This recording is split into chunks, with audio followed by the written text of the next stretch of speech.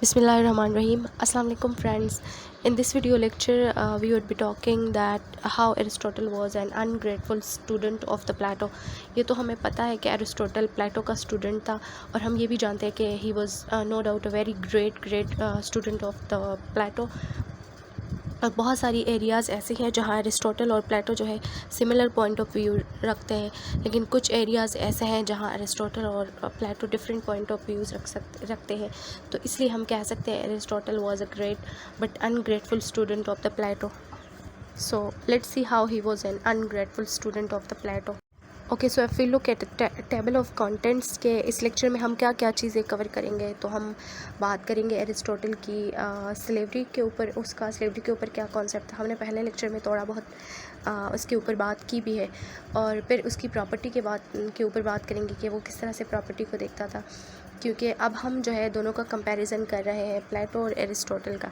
तो उसी एक कॉन्टेक्स्ट में हम देखेंगे। फिर हम देखेंगे how Aristotle was a great Platonist, means के एरिस्टोटल और प्लेटो जो है किन किन एरियाज़ में सिमिलर पॉइंट ऑफ व्यूज़ रखते हैं। फिर हम देखेंगे Aristotle as a critic of Plato, means कहाँ कहाँ जो है एरिस्टोटल और प्लेटो की डिफरेंट व्यूज़ है।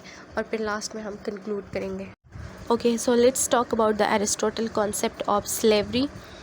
एरिस्टोटल ने स्लेवरी के कॉन्सेप्ट को देने से पहले क्या किया, डायलेक्टिक मेथड का यूज़ किया। डायलेक्टिक मेथड का यूज़ ऐसे होता है कि दो अपोजिंग व्यूज़ को एक बंदा साथ लेकर चलता है और फिर लास्ट में एक कंक्लूजन पर पहुंचता है। तो एरिस्टोटल ने उन लोगों के व्यू को भी कंसिडर किया जो मानते हैं कि स्लेवरी नेचुरल भी है और जस्ट भी है। और ये व्यू किसका था, ये ग्रीक लोगों का था, जो ख़ुद को सुपीरियर मानते हैं और बाकी जो लोग हैं उनको बारबेरियन मानते हैं। और वो कहते हैं कि उनको स्लेव बनाना जो है वो जस्ट भी है और नेचुरल भी है। तो एक इस व्यू को एरिस्टोटल ने कंसिडर किया। और दूसरा जो व्यू है वो उन लोगों का है जो कहते हैं स्लेवरी इज़ नॉट नेचुरल और not just and neither desirable. ठीक है, तो वो और उस व्यू को भी उसने कंसिडर किया। और फिर जाकर उसने क्या किया, ह्यूमन नेचर को स्टडी किया, जैसे हमने पहले लेक्चर में बात की। उसमें जो बेनिफिशियल इनइक्वलिटीज़ होती है उनको स्टडी किया। और फिर वो इस बात पर पहुंच गया कि स्लेवरी जो है वो मतलब इंटायरली नेचुरल नहीं है। हमें ऐसे नहीं कह सकते कि इंटायरली नेचुरल है, लेकिन इस तरह है कि चूँकि कुछ लोग जो होते हैं ना वो इसी तरह पैदा ही हुए होते हैं कि वो उनका जो इंटेलेक्चुअल लेवल होता है वो कम होता है और बाकी कुछ लोग जो होते हैं उनका इंटेलेक्चुअल लेवल ज़्यादा होता है। तो जो लोग ख़ुद को गवर्न नहीं कर सकते, जो वीक होते हैं इंटेलेक्चुअली, मीन स्लेव्स, तो वो क्या कोई और तो होगा ना उनको डायरेक्शन देने के लिए। तो इसी सेंस में फिर वो कहते हैं कि स्लेवरी नेचुरल भी बन जाती है और डिज़ायरेबल भी बन जाती है। और वो जो है वो स्लेवरी को एक रिलेशनशिप मानता है जिसमें एक बंदा जो है उस स्लेव को उस एज अ टूल यूज़ करता है अपने फ़ायदे के लिए। तो वो स्लेव्स की और फ्री लोगों की भी क्लासिफिकेशन देता है। वो स्लेव्स वो लोग होते हैं जो फिज़िकली स्ट्रॉन्ग होते हैं लेकिन वो इंटेलेक्चुअली वीक होते हैं, और फ्री वो लोग होते हैं that might be physically weak लेकिन वो इंटेलेक्चुअली जो है स्ट्रॉन्ग होते हैं। तो इस क्लासिफिकेशन का मकसद क्या है, वो कहता है कि जो स्लेव्स है वो चूँकि हम कहते हैं इंटेलेक्चुअली वीक है तो उनको कोई चाहिए गाइडेंस के लिए, उनको डायरेक्ट करने के लिए। और फ्री जो लोग हैं वो चूँकि फ़िज़िकली वीक है तो वो बाकी काम नहीं कर सकते। तो इसी तरह ये जो कॉन्सेप्ट है स्लेव्स का और फ्री लोगों का, ये दोनों बेनिफिशियल है, एक दूसरे के लिए भी बेनिफिशियल है, क्योंकि फ्री जो है वो स्टेट के अफेयर्स में काम करेंगे, स्लेव्स उनको सर्व करेंगे, और स्लेव्स को जो डायरेक्शन देंगे वो फ्री देंगे। तो क्या होगा कि दोनों के लिए भी बेनिफिशियल है। और जो फ्री लोग हैं जो स्टेट अफेयर्स में काम करते हैं तो वो ज़्यादा टाइम उसको देंगे rather than the other activities. तो वो क्या होगा, स्टेट के लिए भी ये कॉन्सेप्ट जो है बहुत ज़्यादा बेनिफिशियल है। लेकिन अगर हम मॉडर्न टाइम में देखें तो हर इंसान की एक ह्यूमन डिग्निटी होती है, और हर इंसान जो है वो चाहे वो अगर इंटेलेक्चुअली वीक भी है तो किसी और बंदे के पास ये राइट नहीं है कि उसको जो है स्लेव बनाए। और ये प्रिंसिपल जो है इमैनुअल कांट ने बहुत खूबसूरती से ह्यूमन डिग्निटी का कॉन्सेप्ट दिया है। वो कहता है each man is an end in itself, no one ought to consider the other person as a mean to an and.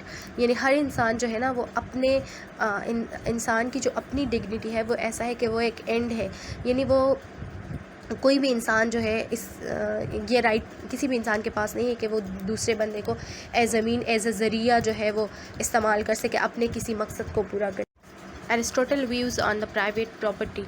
Aristotle जो है जो प्लेटो का आइडिया है कम्युनिज्म ऑफ प्रॉपर्टी का, उसको कम्प्लीटली निगेट करता है और वो कहता है कि जो कम्युनिज्म ऑफ प्रॉपर्टी का कॉन्सेप्ट है वो अननेचुरल भी है और अनजस्ट भी है। और वो प्राइवेट प्रॉपर्टी को ना 4 रीज़न्स की वजह से वो फेवर करता है। एक तो वो कहता है कि जो प्राइवेट ओनरशिप होती है ना वो कम्युनल ओनरशिप से ज़्यादा एफिशिएंट होती है। क्यों? क्योंकि इसमें लोग जो है इनकरेज होते हैं कि रिस्पॉन्सिबिलिटी ले सके। मतलब अगर फॉर एग्ज़ाम्पल मैं आपको इस तरह से समझाती हूँ कि अगर फॉर एग्ज़ाम्पल एक बाग है और वो कम्युनल प्रॉपर्टी है, किसी की भी प्रॉपर्टी नहीं है, तो क्या होगा, कोई भी बंदा इसकी रिस्पॉन्सिबिलिटी नहीं लेगा, ना उसकी सफाई की रिस्पॉन्सिबिलिटी लेगा, ना उसके बाकी ख्याल रखने की रिस्पॉन्सिबिलिटी लेगा, क्योंकि हर कोई क्या करेगा, एक दूसरे के ऊपर लाएगा वो रिस्पॉन्सिबिलिटी, दूसरा तीसरे के ऊपर लाएगा कि ये तो इसका भी है, ये तो इसका भी है।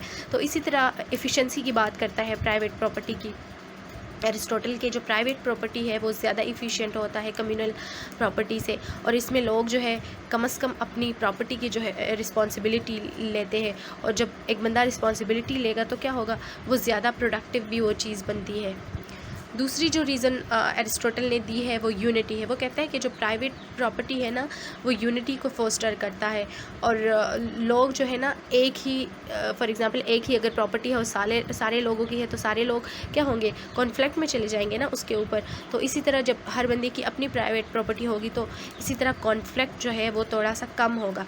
और एरिस्टोटल ये भी बिलीव करता है कि जो प्राइवेट प्रॉपर्टी है ना वो डिफिनीशन ऑफ जस्टिस के साथ अलाइंड है। यानी अगर आप जो है किस तरह एक इंसान से एक उसकी जो एक नेचुरल उसके नेचर में इस तरह है कि उसके पास अपनी प्रॉपर्टी हो, या उसके पास अपने सेविंग्स हो, और या उसके पास अपनी फैमिली हो, तो आप जो है इस तरह किसी से प्राइवेट प्रॉपर्टी लेकर और या किसी से फैमिली जो है बिल्कुल लेकर क्या करते हैं, जो डिफिनीशन ऑफ जस्टिस है उसके ख़िलाफ़ जा रहे हैं। तो वो कहते हैं कि जो प्राइवेट प्रॉपर्टी है उसका ओनरशिप जो है या उसको ओन करना ही एक जस्टिस की डिफिनीशन है इन इटसेल्फ। और फोर्थ रीज़न एरिस्टोटल ये देता है कि प्राइवेट प्रॉपर्टी जो है वो विर्चू को डेवलप करता है। किस तरह से कि जेनरोसिटी और जो चैरिटी होती है ना वो एक ऐसी सोसाइटी में हो सकती है कि जहाँ पर प्राइवेट प्रॉपर्टी लोग होल्ड करें।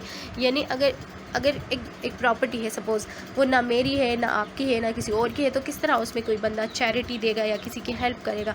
तो वो कहता है कि जो प्राइवेट प्रॉपर्टी होगी तो बंदा क्या होगा, जेनरस भी होगा, चैरिटी भी देगा, एक दूसरे की मदद भी करेगा। और अगर कम्युनल प्रॉपर्टी होगी तो ये जो चैरिटी का कॉन्सेप्ट है या जो एक दूसरे को ऐड करने का कॉन्सेप्ट है ये बिल्कुल अनप्रैक्टिकेबल है, क्योंकि कम्युनल प्रॉपर्टी जो होती है वो किसी की भी नहीं होती। तो अगर किसी की भी एक चीज़ नहीं है तो बंदा किसी और का हेल्प उसमें क्या कर सकता है। अच्छा, वो प्रॉपर्टी का कॉन्सेप्ट देता है, लेकिन वो इसी तरह भी नहीं कहता कि जिस तरह अभी जो कॉन्सेप्ट है लिबरल या कैपिटलिस्ट कॉन्सेप्ट है कि एक बंदे के पास सारे मीन्स ऑफ प्रोडक्शन होंगे, वो जितना भी उसको चाहे तो उसको एक्सटेंसिवली यूज़ भी कर सकता है और उसको ज़्यादा भी कर सकता है।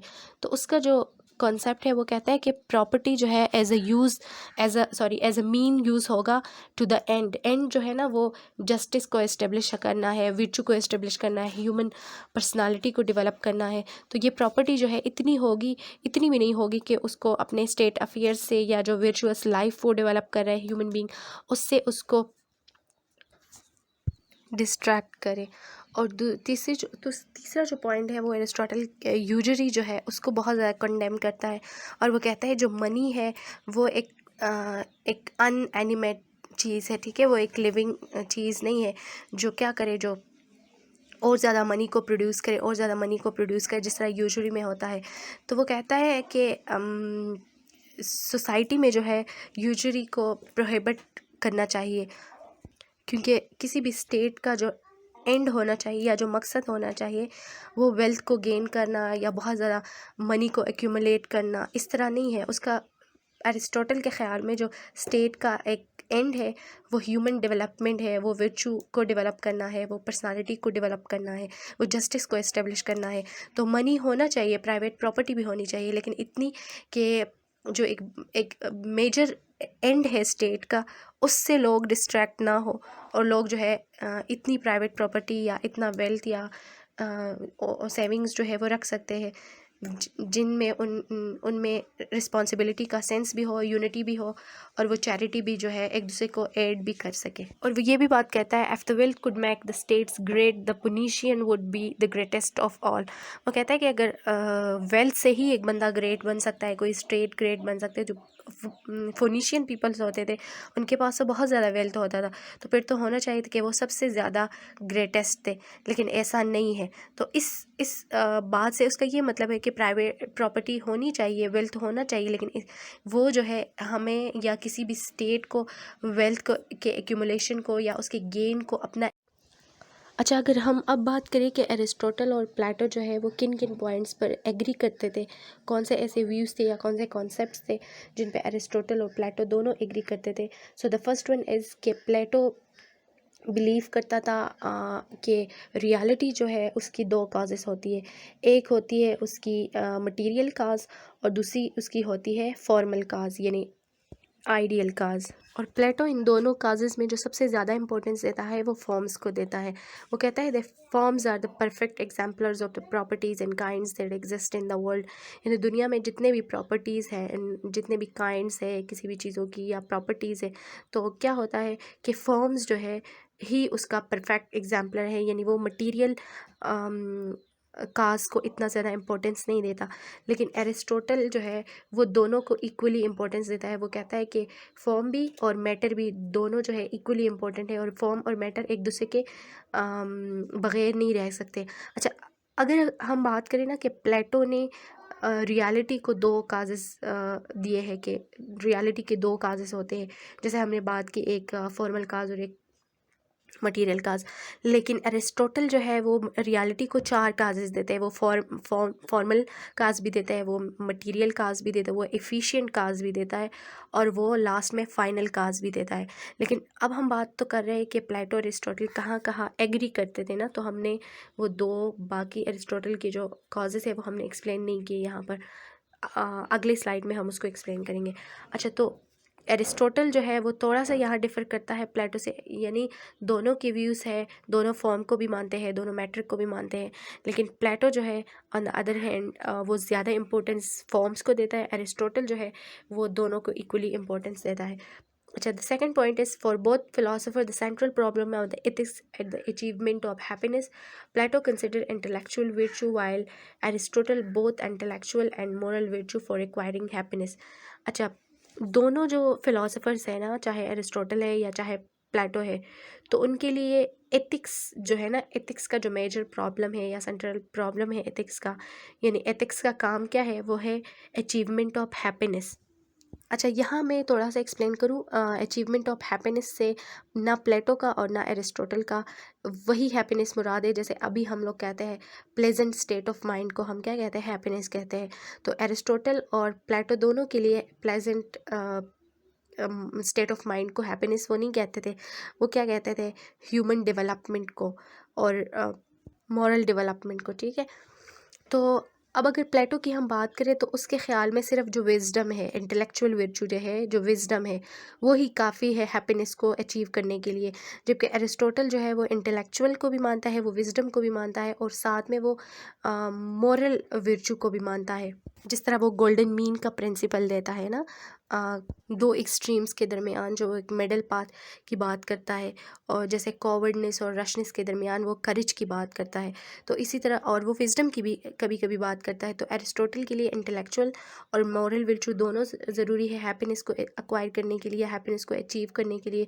जबकि प्लेटो जो है उसके लिए सिर्फ, क्योंकि हम प्लेटो की फ़िलासफ़ी हमने कहीं भी ऐसी बात नहीं सुनी जहाँ वो जो है किसी और वर्चू की बात कर रहा है। वो ये तो कहता है कि जो एजुकेशन है उसका मकसद होना चाहिए मॉरल वैल्यूज़ को डेवलप करना, पर्सनालिटी को डेवलप करना, लेकिन वो ऐसे नहीं कंसिडर करता कि जो मॉरल वैल्यू है वो ही हैप्पीनेस को इंश्योर करा सकती है। वो क्या कहता है कि जो विजडम है, एक बंदा वाइज होगा, वो रूल करेगा तो सोसाइटी जस्ट होगी तो उनमें क्या होगी, उनकी डेवलपमेंट होगी तो हैप्पीनेस आएगी। ठीक है, लेकिन एरिस्टोटल जो है वो इंटेलेक्चुअल और मॉरल वर्चू दोनों को मानता है कि दोनों ज़रूरी है किसी भी हैप्पीनेस को अक्वायर करने के लिए। और हैप्पीनेस यहाँ पर प्लेजेंट स्टेट ऑफ माइंड को नहीं कहते, ये आपने याद रखना है। अच्छा, both consider human as social animals and that cannot thrive outside the community। दोनों जो है ऑर्गेनिक फिलोसफर्स है, दोनों मानते हैं कि ह्यूमन जो है वो आउटसाइड ऑफ द कम्युनिटी, उसकी कोई इम्पोर्टेंस नहीं है। उसकी अगर इम्पोर्टेंस है तो वो एक स्टेट के अंदर ही है, और वो ह्यूमन को जो है एक माइक्रोकॉस्म मानता है, और स्टेट को वो कहता है इंडिविजुअल रिट लार्ज, यानी स्टेट जो है इंडिविजुअल का एक बड़ा वर्जन है। तो दोनों जो है इस बात पे एग्री करते हैं कि ह्यूमन सोशल एनिमल्स है, कम्युनिटी के बगैर नहीं रह सकते। ज़्यादा इंपॉर्टेंस उन्होंने क्या क्या है, स्टेट को दिया है या कम्युनिटी को दी है। अच्छा, और दोनों जो है सिमिलैरिटी ये भी है कि दोनों डायलैक्टिक मेथड का यूज़ करते हैं किसी भी इंक्वायरी को करने के लिए। वो क्या करते हैं, डायलैक्टिक रीजनिंग और या डायलैक्टिक जो डायलॉग मेथड है वो यूज़ करते हैं किसी भी कंक्लूजन पर पहुंचने के लिए। तो ये सारे ऐसे पॉइंट्स थे जो दोनों में सेम थे, और बोथ एरिस्टोटल एंड प्लेटो। अच्छा, ये तो हमने देख लिया कि एरिस्टोटल किस तरह से प्लेटो के व्यूज़ के साथ एग्री करता है। अभी हम देखते हैं कि इन दोनों के दरमियान किन किन की पॉइंट्स में या किन किन की एरियाज़ में हमें डिसएग्रीमेंट नज़र आता है। So if you look at the first principle, that is the principle of metaphysics. इसमें जो है हमें एरिस्टोटल और प्लेटो के दरमियान डिफरेंसेस नज़र आती है। एरिस्टोटल के लिए सबसे ज़्यादा इम्पोर्टेंस जो है वो आइडियाज़ का है। यानी एरिस्टोटल के लिए जो आइडिया है, किसी भी चीज़ का आइडिया है, तो वो इटर्नल है, वो अनचेंजिंग भी है, और वो हायर फॉर्म है रियलिटी का। लेकिन एरिस्टोटल जो है, चूँकि हम उसको एक रियलिस्ट फ़िलोसोफर मानते हैं, तो वो क्या है कि उसके लिए आइडियाज़ और फॉर्म्स के अलावा भी एक चीज़ इम्पोर्टेंट है रियलिटी में कंसिडर करने के लिए, और वो है फिज़िकल वर्ल्ड। तो प्लेटो के लिए जो है सिर्फ फॉर्म्स जो है या आइडियाज़ है, उसकी एग्जिस्टेंस ही एक रियलिटी है। लेकिन एरिस्टोटल के लिए आइडियल वर्ल्ड के साथ एक दूसरी भी वो कंसिडर करता है, दूसरा भी एस्पेक्ट, और वो है मटेरियल फॉर्म या किसी भी चीज़ का जो फिज़िकल वर्ल्ड में एग्जिस्टेंस है, वो भी उसमें कंसिडर करता है। तो दोनों बेसिक जो मेटाफिज़िक्स के प्रिंसिपल है उसमें डिसएग्री करते हैं। एरिस्टोटल के लिए रियलिटी, आइडिया और मैटर दोनों को कंसिडर करना है, जबकि प्लेटो के लिए जो है सिर्फ आइडियाज़ ही रियलिटी का एक हायर फॉर्म होता है। अच्छा, दूसरा जो की पॉइंट है इन दोनों के दरमियान जो वो डिसएग्री करता है, that is the principle of epistemology. Epistemology basically philosophy का वो ब्रांच होता है जिसमें हम नॉलेज का नेचर या जो उसकी लिमिट्स होती है वो हम स्टडी करते हैं। तो प्लेटो के लिए जो विजडम के थ्रू आया हुआ इंफॉर्मेशन है, यानी विजडम के थ्रू जो भी कलेक्ट किया हुआ नॉलेज है, उसको ही नॉलेज कंसिडर करता है प्लेटो। लेकिन एरिस्टोटल जो है वो इटर्नल फॉर्म को भी कंसिडर करता है, यानी वो विजडम को भी कंसिडर करता है कि विजडम के थ्रू जो कलेक्ट किया हुआ नॉलेज है वो भी नॉलेज है, लेकिन जो एक्सपीरियंसेस से और जो रीजनिंग से आया है तो वो भी नॉलेज में हम कंसिडर कर सकते हैं। यानी प्लेटो के लिए सिर्फ एक इटर्नल फॉर्म जो है जैसे विजडम है वो ही सोर्स है नॉलेज का, लेकिन एरिस्टोटल के लिए रीजनिंग, एक्सपीरियंस, फिज़िकल ऑब्जर्वेशन, ये सारे जो है सोर्सेज ऑफ नॉलेज है। अच्छा, तीसरा जो की एरिया है जहाँ पे इन दोनों के दरमियान हमें डिफरेंसेस नज़र आते हैं, that is the nature of reality.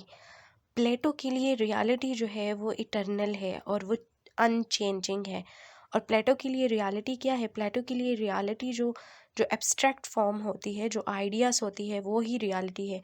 Let's suppose मैं आपको ऐसे समझाती हूँ कि अगर फॉर एग्जांपल एक स्टेचू है, ठीक है, तो स्टेचू का जो आइडिया है प्लेटो के लिए बस वही इम्पोर्टेंट, और वही जो है इटर्नल अनचेंजिंग रियलिटी है, ठीक है। उसके लिए अब ये जो है कोई इम्पोर्टेंस नहीं रखता कि वो स्टैचू मार्बल का बना हुआ है, वो सीमेंट का बना हुआ, वो कोई भी चीज़ है, ठीक है, किसी भी चीज़ से बना हुआ है। तो उसका जो मटेरियल एग्जिस्टेंस है वो प्लेटो के लिए इम्पोर्टेंस नहीं रखता। उसके लिए रियलिटी क्या है, उस स्टैचू का जो आइडिया है, यानी बीइंग अ स्टैचू, जो एक आइडिया है ना स्टैचू का, वही जो है उसके लिए रियलिटी है। लेकिन एरिस्टोटल जो है वो रियलिटी को डायनामिक चेंजिंग जो है कंसिडर करता है।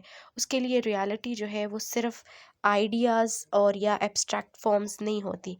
अगर हम बात करें प्लेटो और एरिस्टोटल की, तो प्लेटो ने सिर्फ दो काजेस दी है किसी भी रियलिटी के लिए, ठीक है। फॉर एग्जांपल एक प्लांट है तो उसकी प्लेटो ने सिर्फ दो काजेस दिए, एक प्लांट का वो आइडिया, और दूसरा जो है प्लांट जिस तरह से एग्जिस्ट करता है उसका फिजिकल एग्जिस्टेंस, ठीक है। लेकिन ज़्यादा इंपॉर्टेंस उसने क्या उसके आइडिया को दी है, प्लांट का जो आइडिया है। लेकिन अगर हम एरिस्टोटल की बात करें तो उसने रियलिटी के 4 काजेज़ दी है। जिस तरह दो प्लेटो की तरह, यानी एक एब्स्ट्रैक्ट फॉर्म उसका, आइडियल फॉर्म, और दूसरा जो है उसका फिज़िकल फॉर्म, या उसको हम यानी उसका जो स्ट्रक्चर होता है फिज़िकल रियलिटी, और तीसरा जो है उसने फॉर्म दिया एफिशिएंट फॉर्म, और फोर्थ वन उसने दिया है फाइनल फॉर्म। अच्छा, इन 4 काजेज़ को मैं बारी बारी समझाती हूँ। एरिस्टोटल के लिए जो 4 काजेज़ है किसी भी रियलिटी के लिए, the first one as ideal, जैसे मैंने कहा, फिर उसका फॉर्म या उसका मटेरियल जो फॉर्म होता है वो, तीसरा जो है वो है हमारे पास एफिशिएंट फॉर्म और या एफिशिएंट काज, और फोर्थ वन हमारे पास होता है द फाइनल काज। अब इस तरह से हम किस तरह समझेंगे? प्लेटो के लिए तो मैंने स्टैचू का एग्जांपल दे दिया। एरिस्टोटल के लिए मैं चले आपको एक प्लांट का एग्जांपल देती हूँ, ठीक है। एरिस्टोटल कहता है कि लाइक अब ये प्लांट जो है ये एक रियलिटी है, ठीक है, हमें नज़र आती है, वी कैन टच इट, सो ये हमारे पास एक रियलिटी है। अब इसके काजेज़ है, कुछ काजेज़ है, और जब तक हम वो काजेज़ नहीं स्टडी करेंगे तो हमें रियलिटी के नेचर या उसका जो मकसद है ना वो समझ में नहीं आएगा। तो वो कहते हैं अगर एक प्लांट है ना तो उसका आइडिया है, ये इसका आइडियल फॉर्म हो गया, उसका एक फिजिकल एग्जिस्टेंस है, वो उसका मटेरियल फॉर्म हो गया, मटेरियल काज हो गया, ठीक है। थर्ड हमारे पास है उसका एफिशिएंट काज। अब ये थोड़ा सा डिफरेंट है प्लाटो से। वो कहता है कि एफिशिएंट काज जो है हर एजेंट जो इस चीज़ को ब्रिंग अबाउट करता है या उसमें कोई चेंज लाता है या उसको जिस तरह एग्जिस्टेंस में है तो वो जो लाता है उस एग्जिस्टेंस में, वो हमारे पास है एफिशिएंट काज। यानी अगर मैं स्टैचू का एग्जांपल दोबारा दे दूँ तो उसमें जो स्कल्पचर होता है, जिस बंदे ने उसको बनाया है, वो उसकी एफिशिएंट काज है। अगर मैं प्लांट की एग्जांपल दूँ या मैं सीड की एग्जांपल दूँ, तो प्लांट जो पेरेंट प्लांट होता है उसने सीड को प्रोड्यूस किया होता है, तो वो उसका एफिशिएंट काज हो गया। ह्यूमन बींग्स की अगर मैं एग्जांपल दूँ, ह्यूमन बींग्स जो है दो पेरेंट्स जो है ना की मैटिंग से बनता है एक बच्चा, तो उस बच्चे की अगर इफिशिएंट काज की हम बात करें तो वो उसके पेरेंट्स होंगे, ठीक है। बट द मोस्ट इम्पोर्टेंट जो काज है एरिस्टोटल के लिए, वो ना तो आइडियल है, वो ना फॉर्मल है या मटेरियल है, वो और ना एफिशिएंट है। वो कौन सा है? वो है द फाइनल काज। और फाइनल जो है, फाइनल काज को हम टीलोस भी बोलते हैं, यानी द पर्पस ऑफ एनीथिंग, कि वो चीज़ बना किस लिए है, ठीक है। अब हमने उसका आइडिया भी तो देख लिया, हमने उसका मटेरियल एग्जिस्टेंस भी देख लिया, लेकिन वो चीज़ बना किस लिए है? सीड का मकसद है वो इसलिए बना है कि वो मेच्योर प्लांट में कन्वर्ट हो जाए। अब प्लांट का क्या काम है? इन्वायरमेंट में कार्बन डाइऑक्साइड को एब्जॉर्ब करना, ठीक है, ऑक्सीजन को रिलीज़ करना फॉर द ह्यूमन एक्टिविटीज़, ठीक है, बायोलॉजी में आप लोगों ने पढ़ा होगा। तो ये एक प्लांट का काम होता है।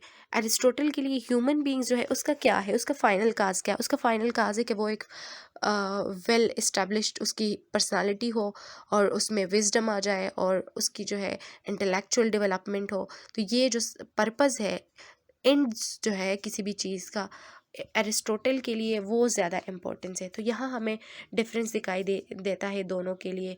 प्लेटो के लिए सिर्फ किसी भी चीज़ का जो आइडिया है बस वही रियलिटी है, लेकिन एरिस्टोटल के लिए क्या है? एरिस्टोटल के लिए आइडियाज़ भी इम्पोर्टेंट है। वो कहता है मैटर और आइडियाज़ एक दूसरे के बगैर जो है वो पॉसिबल नहीं है, लेकिन the most important cause that he consider for the existence of any kind of you know thing और एनीथिंग, तो वो जो है उसके लिए फाइनल काज है, मकसद क्या है उस चीज़ का। अच्छा, अब दूसरा पॉइंट है, दोनों जो डिफ़र करते हैं एक दूसरे के साथ, वो है द नेचर ऑफ सोल। प्लेटो के लिए जो सोल है, रूह जो है किसी भी चीज़ का, तो वो क्या है? वो इमोर्टल है। जिस तरह वो आइडिया को इमोर्टल और परमानेंट मानता है, इटर्नल मानता है, इसी तरह वो कहता है सोल जो है वो ना मरता है और ना जो है ना वो ज़िंदा होता है, मतलब वो हमेशा से होता है और उसको कोई डेथ नहीं होती, ना उसकी कोई डिस्ट्रक्शन होती है, इस तरह, ठीक है। लेकिन एरिस्टोटल जो है उसके लिए क्या है? एरिस्टोटल कहता है कि जिस तरह एक बच्चा पैदा होता है, उसकी जिस तरह से डेवलपमेंट होती है, उसकी जिस तरह से नरिशमेंट होती है, इसी तरह सोल की भी होती है और वो अटैच्ड होता है टू द बॉडी। तो जिस तरह से सोल बॉडी की जो है, बॉडी की डेथ हो जाती है, तो इसी तरह सोल भी बॉडी की तरह मॉर्टल है।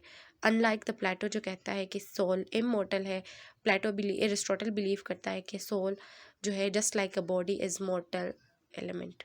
अच्छा, फिर हम देखते हैं there is disagreement between both a teacher and the student on the principle of ethics. अच्छा, प्लेटो के लिए जो वर्चुअस लाइफ है ना, या किसी अपनी लाइफ में वर्चू को अचीव करना, वो सिर्फ रीज़न से ही हो सकता है। यानी प्लेटो के लिए एक बंदा अगर विजडम रखता है, रीज़न रखता है, तो वो क्या होगा, वो वर्चुअस होगा, वो ही वर्चुअस लाइफ को अचीव कर सकता है। लेकिन एरिस्टोटल जो है, हम कहते हैं वो बहुत ज़्यादा रियलिस्ट है, तो वो सिर्फ विजडम को या रीज़न को एक वर्चुअस लाइफ अचीव करने के लिए इम्पोर्टेंट नहीं कंसिडर करता, बल्कि वो कहता है habits, character development and practical wisdom. और ये मैं थोड़ा सा इस पॉइंट से ज़्यादा एग्री करती हूँ, क्योंकि हमने देखा है ऐसे लोगों को जिन्होंने हैबिट्स अपनी डेवलप की, कैरेक्टर डेवलप किया, और जो है मतलब उन्होंने प्रोक्रेस्टिनेशन छोड़ दी, उन्होंने लेजीनेस छोड़ दिया, उन्होंने कोई अपना गोल सेट किया, उन्होंने हैबिट्स उसी तरह सक्सेसफुल लोगों के जो हैबिट्स होते हैं वो अडॉप्ट किए, तो हमें वो नज़र आते हैं, वो बहुत ज़्यादा सक्सेसफुल लाइफ में हो जाते हैं, वर्चुअस भी हो जाते हैं इसी तरह। ठीक है, तो प्लेटो जो है वो सिर्फ रीज़न, प्लेटो की सारी फ़िलॉसफी में हम देखते हैं रीज़न से स्टार्ट होता है और रीज़न पे ही एंड होता है। ठीक है, रीज़न के वो इम्पोर्टेंस की बात करता है, फिर उसके सोल में किस तरह से उसकी डिस्ट्रीब्यूशन हुई है, वो भी रीज़न में एक जो वो देता है डिवीज़न, रीज़न की ही बात करता है। फिर रूलर क्लास की जो वो बात करता है, स्टेट को कौन रूल करेगा, वो भी द पीपल ऑफ रीज़न। तो वो ज़्यादा रीज़न को इम्पोर्टेंस देता है एक वर्चुअस लाइफ को अचीव करने के लिए। लेकिन कॉन्ट्ररी टू हिम, एरिस्टोटल जो है वो कैरेक्टर डेवलपमेंट पे, हैबिट्स पे और प्रैक्टिकल विजडम पे ज़्यादा बिलीव करता है। यानी वो ज़्यादा प्रैक्टिकल पर्सन है, ज़्यादा रियलिस्ट पर्सन है, and Plato on the other hand is more idealist. अच्छा, पॉलिटिक्स में भी हम देखते हैं तो इन दोनों के डिफरेंट व्यूज़ है। प्लेटो जो है वो फ़िलासफ़र किंग की रूल की बात करता है कि फ़िलासफ़र किंग होगा जो विजडम रखेगा, जो उसके पूरे एजुकेशन प्रोसेस से गुजरा हुआ होगा, तो वो क्या करेगा, वो सोसाइटी को रूल करेगा। लेकिन एरिस्टोटल जो है, हमने उसकी गोल्डन मीन की बात की, हमने उसके वेल्थियर क्लास और पुअर क्लास में दरमियान में एक मिडिल क्लास की बात की, तो वो क्या कहता है कि वो बिलीव करता है कि एक मिक्स्ड कॉन्स्टिट्यूशन हो, यानी उसमें मोनार्की भी कुछ प्रिंसिपल्स हो, उसमें कुछ एरिस्टोक्रेसी के भी प्रिंसिपल हो, दरमियान वाला कोई रास्ता हो, मिक्स्ड कॉन्स्टिट्यूशन हो। तो इसी तरह ही एक स्टेट को जो है उसी तरीके से रूल करना चाहिए। तो ये एक बेसिक डिफरेंस बी प्लेटो और एरिस्टोटल में हमें दिखाई देता है। अच्छा, अब the last point is the role of the state, not the last but the role of the state जो है, अभी वो दोनों डिफरेंट कंसिडर करते हैं। प्लेटो के लिए जो है स्टेट का काम होता है जस्टिस को अचीव करना और कॉमन गुड को अचीव करना। लेकिन एरिस्टोटल जो है वो ज़्यादा फोकस करता है कि स्टेट का रोल जो है वो इंडिविजुअल हैप्पीनेस पर ज़्यादा होना चाहिए और ह्यूमन फ्लरिशिंग पर ज़्यादा होना चाहिए। यानी सिंपल वर्ड्स में हम कह सकते हैं कि प्लेटो जो है वो कहता है कि स्टेट का ये काम है कि लोगों को जस्टिस प्रोवाइड करे, और एरिस्टोटल ये कहता है कि नहीं, स्टेट का ये काम है कि लोगों की खुशी जो है वो सिक्योर हो। लेकिन मैं यहाँ आपको एक बात बताऊँ कि हैप्पीनेस की जब हम बात करते हैं एरिस्टोटल की, तो it does not mean the pleasant state of mind, जैसे अभी हम कंसिडर करते हैं हैप्पीनेस को कि हैप्पीनेस जो है is the pleasant state of mind for us now. लेकिन एरिस्टोटल के लिए ये एक ह्यूमन डेवलपमेंट है, एक फ्लरिशिंग पर्सनालिटी है। ठीक है, एक इंडिविजुअल की जो वो एक एपिक्स होता है ना, जहाँ तक वो पहुँच सकता है इन टर्म्स ऑफ कि वो कितना डेवलप हो सकता है मोरली, इंटेलेक्चुअली और फिज़िकली। ठीक है, तो वो जो है उसके लिए एरिस्टोटल के लिए हैप्पीनेस है। तो एरिस्टोटल के लिए स्टेट का ये काम है कि वो उस हैप्पीनेस को अचीव कर सके, ना कि जस्टिस को अचीव कर सके।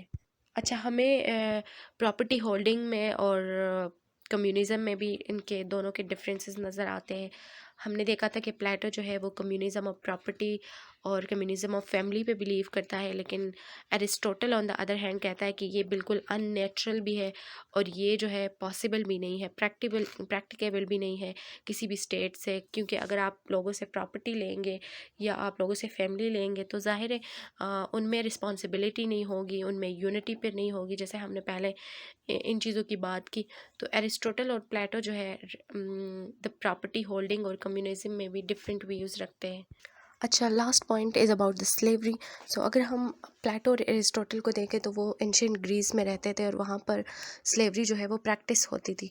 तो उनकी फ़िलासफ़ी में हमें स्लेवरी का जो कॉन्सेप्ट है वो नज़र आता है।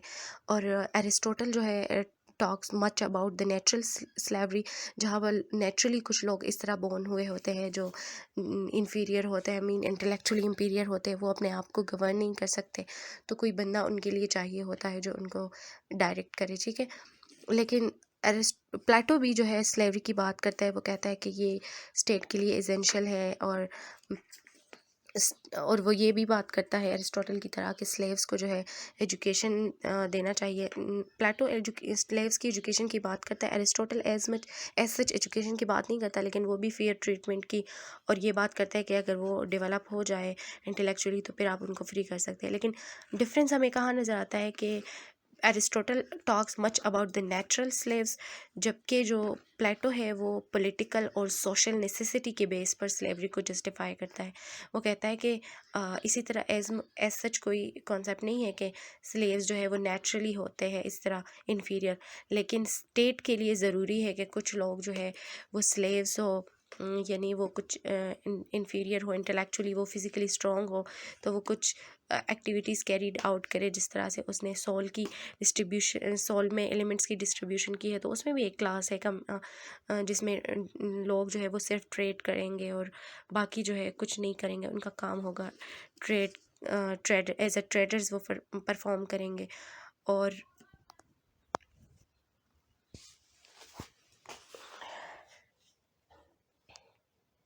उनको बाकी दो क्लासेस जो है वो रूल करेंगे। तो हमें डिफरेंस यहाँ नज़र आता है कि Aristotle talks much about the natural slavery, जबकि अच्छा, लास्ट में अगर हम कंक्लूड करें तो हम कह सकते हैं कि Aristotle was a great student of the Plato, no doubt he was a great student, but उसके व्यूज़ में और प्लेटो के व्यूज़ में हमें डिफरेंसेस नज़र आती है। प्लेटो जो है was a bit idealist philosopher, जबकि एरिस्टोटल जो है वो एक रियलिस्ट फ़िलासफ़र है। तो उन्हीं कॉन्टेक्स्ट में जो है हमने देखा कि किस तरह से उनके व्यूज़ जो है डिफरेंट है। हमने एरिस्टोटल की स्लेवरी के ऊपर बात की, हमने उसकी प्रॉपर्टी के ऊपर बात की, कौन कौन से ऐसे पॉइंट्स हैं जहाँ वो दोनों एग्री करते हैं और कौन कौन से ऐसे पॉइंट्स हैं जहाँ वो दोनों डिसएग्री करते हैं। यहाँ हमारा लेक्चर एंड होता है। Hope you guys will understand it, and if you have any question you can ask in the comment section. Kindly subscribe to my channel and hit the bell icon so that you get notified with the regular updates. Thank you.